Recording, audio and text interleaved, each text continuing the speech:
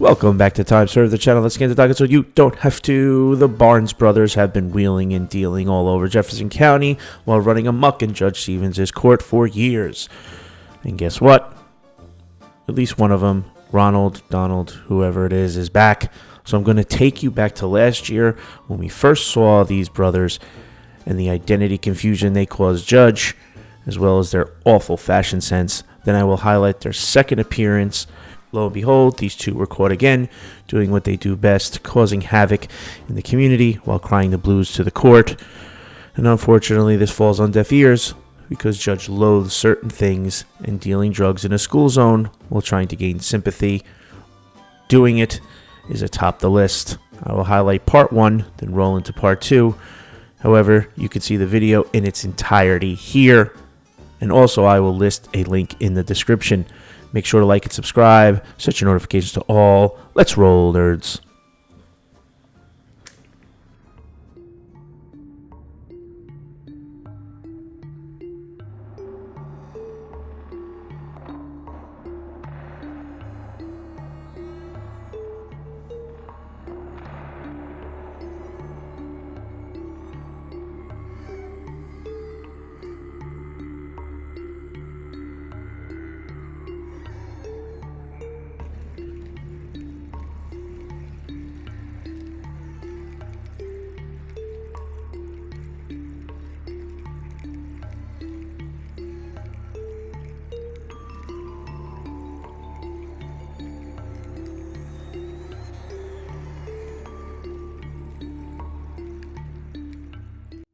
Me amazed once again. And Ronald is right off. Okay, Pretty good. Here's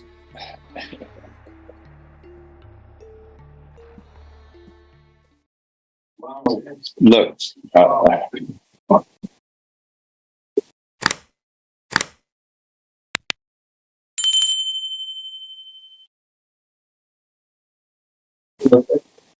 Charged here with the first degree felony of manufacturing or delivering of a controlled substance in a school zone, of all things. Plus, it's even worse than that. In '92, you were convicted of a third degree felony of unauthorized use of a motor vehicle in the 252nd District Court. So if found guilty, your punishment is a minimum of 15 years to life. Minimum of 15 years imprisonment. You may find that funny, but people don't think that these accusations, manufacturing methamphetamine or controlled substances in a school zone, we don't find that amusing one bit, sir. So don't think it's funny, unless you have something about kids trying to get a safe education. I never seen them. Yeah, but you laughed. You thought it was funny, and it's not funny. All right, what are we going to do today, sir? You're charged also with the same serious offense here in 23 CR 827. Yes, sir. With the first degree felony of manufacturing or delivering a controlled substance in a school zone. And you as well have prior convictions going back to 95. That was a controlled substance conviction in this court. Thereafter, that was final. You committed, according to this indictment, the felony of illegal possession of a controlled substance and was convicted in 2006. Thereafter, that became final.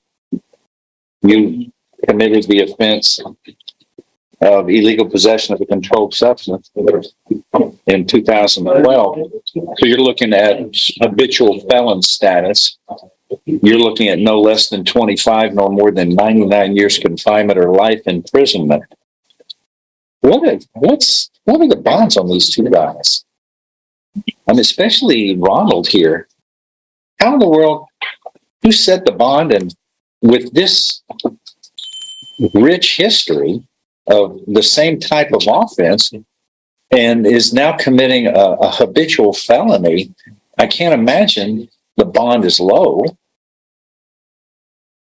that's defies logic. $100,000, Judge. You posted $100,000 bond. Not me, Who did? my people. Well, Your people. don't got no money. Don't have no money. Setting, sir, right there. On Mosaic. Wait, she's here, Yeah. and that's just an initial setting. Many months later. We have probation on it because we got some business here. Here we go. Don't mess with the bull, young man. You'll get the horns.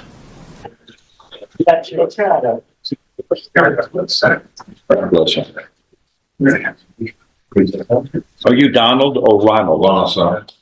I know you. I remember. You've been here before. Yes, sir. I remember. But I don't remember your brother. I don't remember. Yeah, he Was he here too? Yes, sir. one time. One time. Yeah, but I remember you. I remember faces. Okay.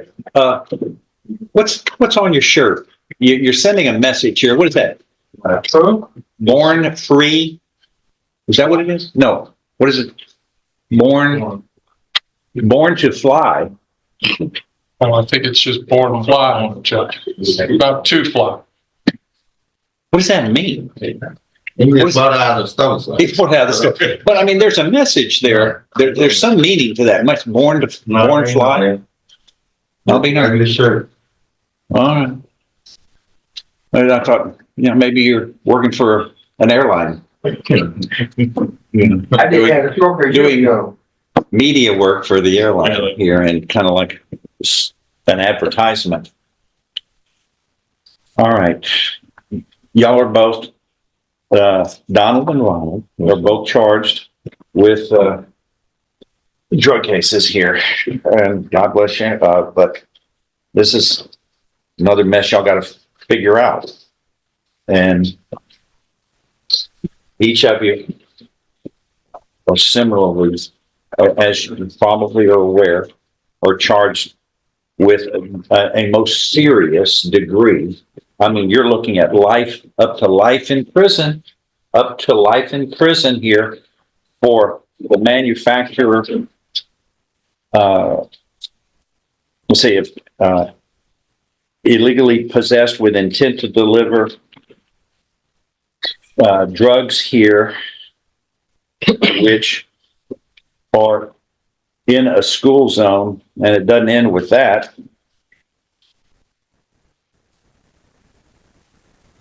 Donald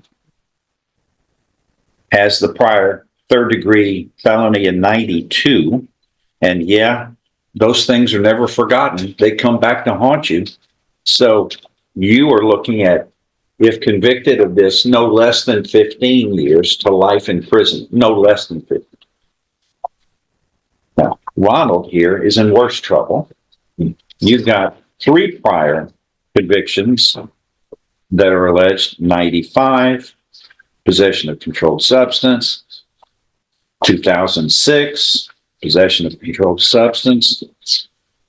All of those convictions in this court. And then in 2012, a third-degree felony of, unlawful possession of a controlled substance, a conviction out of the court next door, the 257.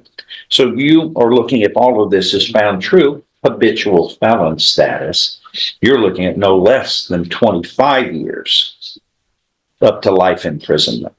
That's the minimum. 25, 15. Yeah, this is serious, and you would know that since y'all have been previously convicted, especially Ronald. You know how the law takes seriously. Talking about Ronald. In which offense? 2012.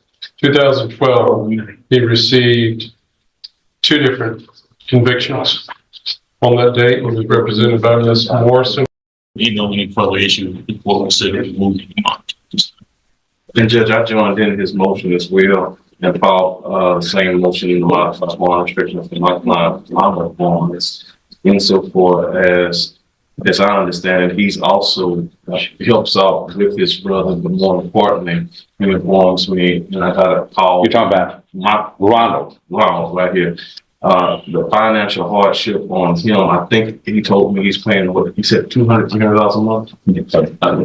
About $200-300 a month on that, and it's stressing him financially, as well as the cost of trying to help with his brother. As you can see, his brother is in the wheelchair, and he's helping with the transportation and with getting him to the hospital and all. I know. Expenses is I know. kind of high. It sounds like they're burdened when according to the grand jury, they're not dealing drugs at a school zone. You can shake your heads all day. You've been a habitual felon 2 convictions ago. Yeah, I feel sorry for the kids who have to walk to school in that environment. My goodness, 300 feet from the school. Shame on y'all for coming back and repeating. But I don't have sympathy right now. I'll consider it. But what I want to do is get this thing to trial. Yeah. Everybody can use some relief. And the kids especially. They don't have, this environment is ridiculous. And Judge, that action was our plan to announce we were ready to set a trial this time, which was actually. All right, we're going to set it for trial. Okay. And let's fast track this, please. Okay. Of course, sure. It sounds like it may be succinct in its gathering. What I'm saying is 2 months. Would that be good? Whenever you said it, No, Judge, I'll be ready. Is everybody ready in 2 months?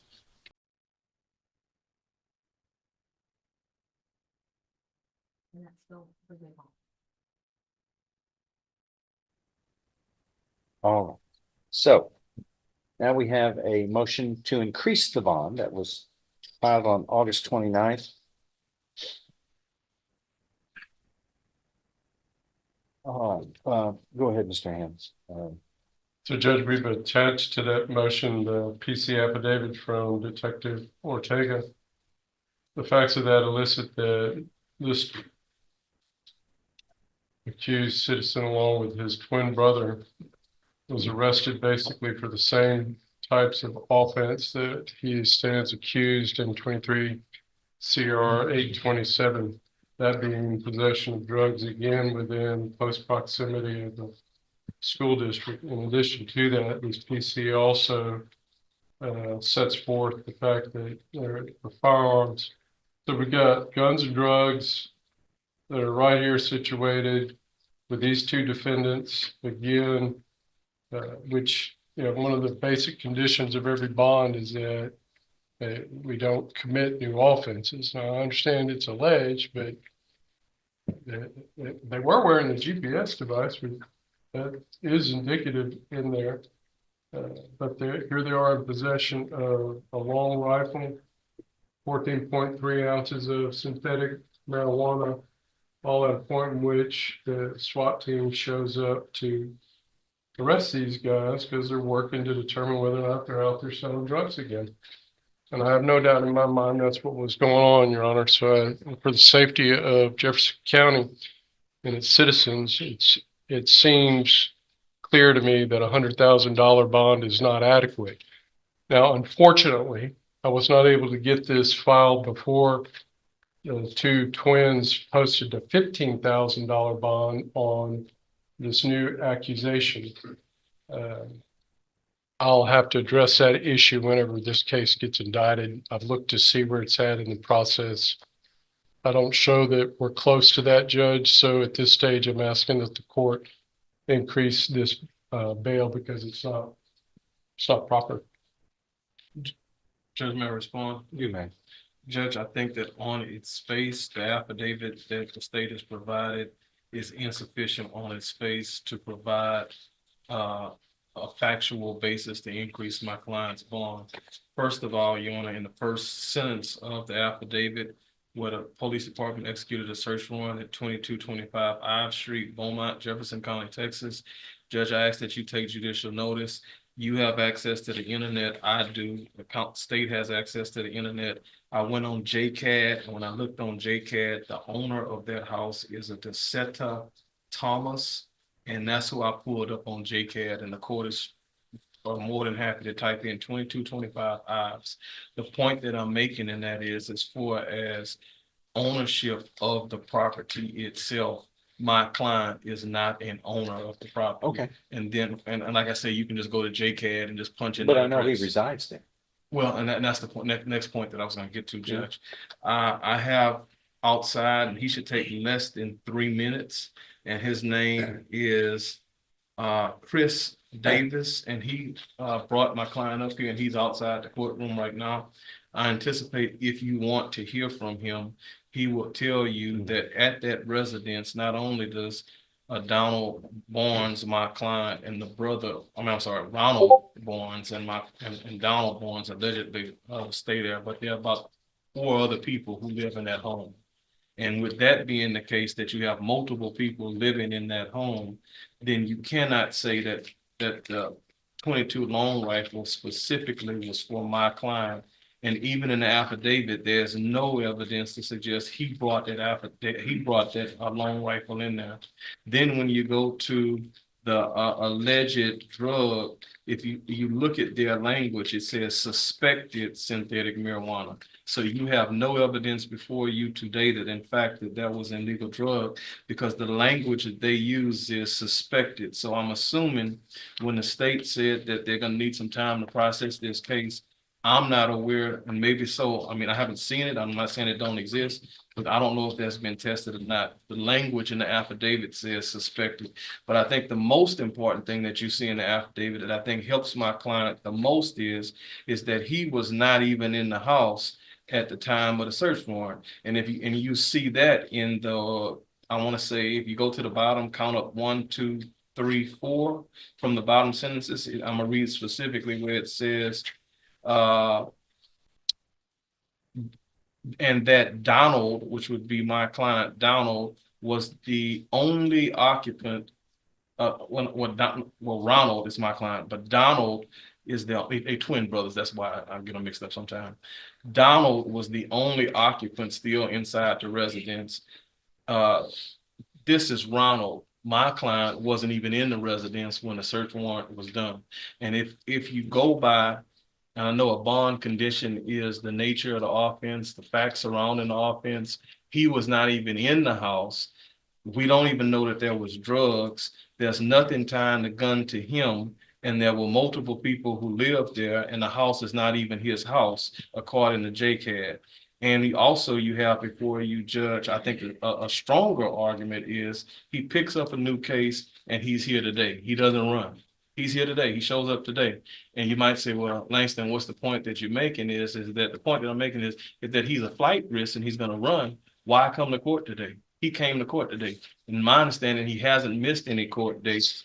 And also, on top of that, his family, he's from Beaumont, and everyone is here. And if you remember specifically, Judge, and I'll refresh your memory because you got thousands and thousands of cases.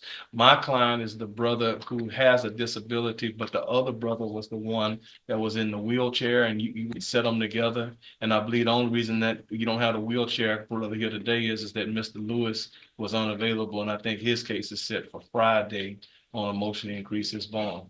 So considering that, and like I said, if you want to hear from Mr., I don't know if you want to, if the state wants to, that's fine. He's right outside.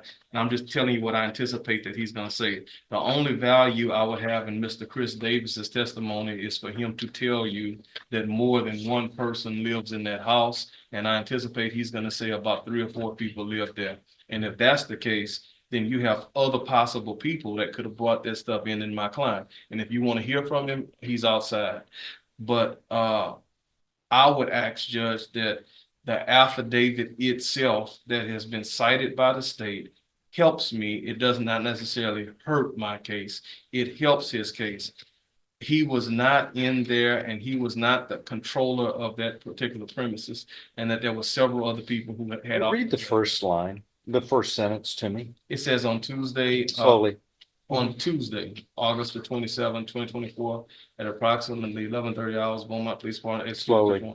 executed a search warrant at 2225 Ives, Beaumont, Jefferson County, Texas. And after investigation into the residents, Donald Barnes and Ronald Barnes, in reference to narcotic trafficking. Next sentence, Donald. slowly and Okay. loudly. Donald and Ronald were both located at the residence during the execution, but no, I read. No. That's kind of different from what you said a little while ago. I read. But listen, Okay. they were both present. They were both. Don't you say a word yet. Ronald and Donald were both located at the residence during the execution of the search warrant. Right. How were you trying to tell me that he's not there? No, Because that's the second sentence by this. no, he was outside. He was. No, he wasn't outside. That's what they said. You know what? This guy's not doing. Relax. As a result, listen, we're both located at the residence during the execution. As a result of the search warrant, a long rifle and suspected marijuana were seized from inside the residence. In addition to this, a large amount of suspected synthetic marijuana was observed in and around the toilet of the bathroom attached to the bedroom, which is believed to be Donald's. It should be noted that Donald did not exit the residence for a large amount of time after SWAT executed the search warrant and gave several verbal commands to exit the residence. Okay. Due to the fact a large amount of suspected marijuana was found in and around the toilet, that Donald did not exit the residence in a timely manner during the execution of the search warrant, and that Donald was the only occupant still inside of the residence. I believe Donald attempted to destroy the evidence in a criminal investigation before the officers were able to secure it. All right. So the way I perceive this is that they execute search warrant, people are told to come out, and then Donald is reluctant to come out for whatever reason. And then they had to go in and retrieve him. But we have a law that states that multiple people can be in possession. Mm-hmm. It can be joint possession of drugs. Mm-hmm. If the evidence points to the fact that they knowingly were involved in the possession of the drugs. And that's the real test. But you can have 100 people in the room all be guilty of something such as possession of drugs if they have culpability. Right. Or one of them could. But judging or none of them could. Technically, if somebody inadvertently, surreptitiously plants it in there, but nonetheless, what happened is the grand jury decided there was probable cause to believe that this defendant probably committed this crime. And so now we go to an issue on the motion to increase the bond. His bond was 100,000. Yes, sir. All right. And then the motion to increase is the state's burden to move forward on. Yes, sir. And what do you have evidence to present by a witness or anything? No, Your Honor, I attached the sworn affidavit, and I'm relying upon that. That's one additional fact I do want to point out to Your Honor: the search warrant that's referenced in that affidavit and that location is the same location that he's accused of that occurring in the cause that's before Your Honor. So I anticipate I'll hear a similar argument at the time in which this case does go to trial. And I'm referring to cause number 827.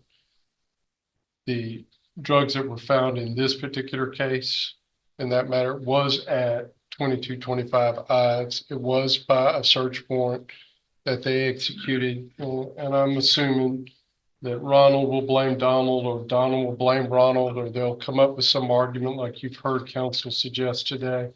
But the reality is that in both this case that we've added with the PC affidavit and the case that's before your honor, there were search warrants where probable cause was accepted and approved by a district court judge, where they stated these were the residents, they were there, they anticipated finding drugs, and lo and behold, that's what occurred in 827, and it's what has occurred at this stage in what's attached to the PC affidavit. Now, we normally have these matters drug tested before by a lab before we actually bring the indictment. That's the only delay in the case. But it's clear from just the reading of this that these men are back at the same conduct that they stand on trial for. And I will pause there too. This case was set for trial. The state was ready. The defense asked for the drugs to be tested. They have an independent right to do that. So we're delayed from the trial of these matters to test the drugs again. Where is it? What's the status? My understanding of the status of that is the Mr. Lewis, who represents the co-defendant, has been the driving factor behind that. He's gotten an expert. The drugs have gotten to that particular expert, and we are awaiting that test and the return of the drugs. All right. So as it stands, Judge, I'm ready to try this case at any point in time. I'm just not comfortable with Jefferson County being safe under the facts and circumstances I've set before you.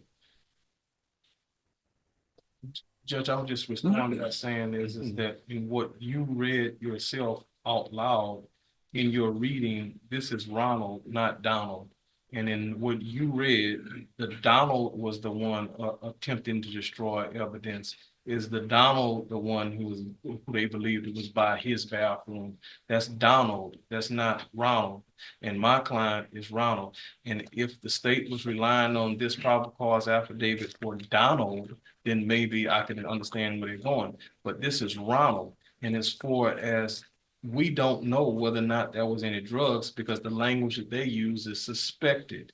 And you are correct when you pointed out that they're both, according to the affidavit, were at the residence. All I was trying to say in the reading is that he was not inside, he was outside. But that's not what it says. That's not clear. That's what it says. Out. It says, once again, they were located at the residence during the execution of the warrant. Okay. And then it should be noted that Donald did not exit the residence for a large amount of time after SWAT executed the search warrant and gave several verbal commands to exit the residence, which infers they come to execute a warrant and get people out, and Ronald was not anxious to come out. Well, and on top of that, Judge, what I also That's the way it infers. But there's some gaps there, but we don't have the police officer. But the fact is what we do have is a grand jury. Whatever they heard in the grand jury, which is secret, felt like there was probable cause to believe a crime probably committed, and you, Ronald Barnes, probably committed a crime. That's what the grand jury knows. Yes. They handed up that grand jury indictment. So unless somebody tells me otherwise, let me know. But I'm going to stand by what the grand jury does. Now, the other question is, what is it that convinces me to raise his bond at this time? Not enough. And Your Honor, there's some gaps obviously here that maybe you certainly can offer additional testimony or evidence anytime you want. If I may, Judge, and since the co-defendant is set for Friday, I ask that you reset this matter for then, and I'll bring the live witness. Since there's some hesitation in that regard. Yeah. And, well, I mean, and you're asking, I believe that there has to be something to convince me to increase the bond. Why? And I haven't heard anything other than the four corners of this probable cause affidavit that, in all honesty, has a lot of gaps and there's no details there for me. And a live witness could probably help me. It's like an officer executing the darn warrant.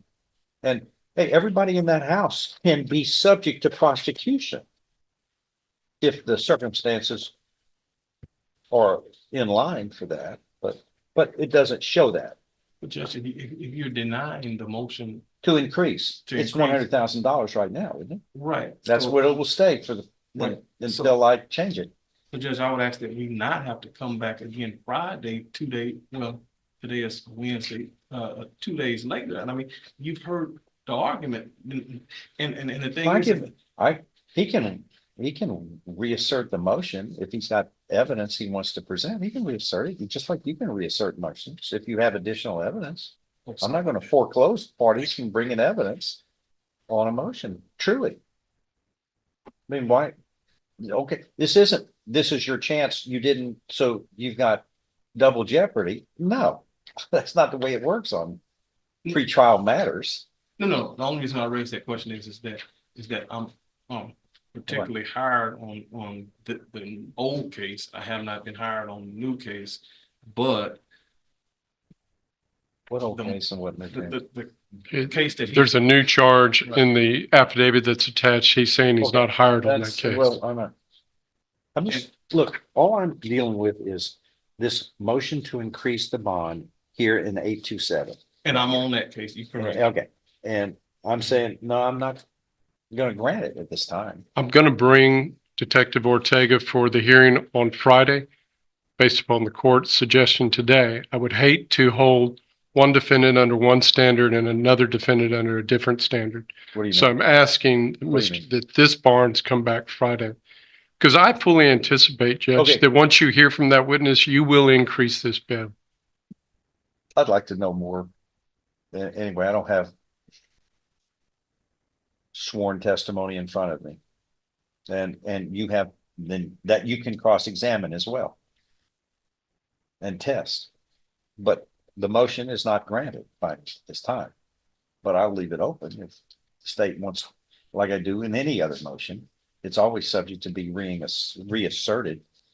It's not So the question becomes, a finality just by me not granting a motion. do I have to go at the same time as the co-defendant, even though I've already gone today? And that's Well, what I what was he's- asking now. What If- I'm if he's assuming willing is to- he's asking for us to reopen this matter on Friday. That's what he's asking, Okay, which means you need to be here. If, yeah, right. really, Yes. because that's your client, Yeah, no doubt about not it. Donald, right? No, Donald isn't that, I have, And he says that this is going to apply. I don't know. He just says, I listen in good faith from an officer of the court like you are, and I go, okay, well then, And that's why- I'm not going to foreclose chance to reopen matters. I totally understand. And that's why I argued, Judge, that based upon what he submitted, if this was Donald before you, then I see it, but not Brown. Well, only thing we have is the four corners of that affidavit, which doesn't give me enough specificity to change the bond. All right. All right. Thank you, Judge. Yes, sir. Who's next? Who said it? I have a Carrington Mitchell.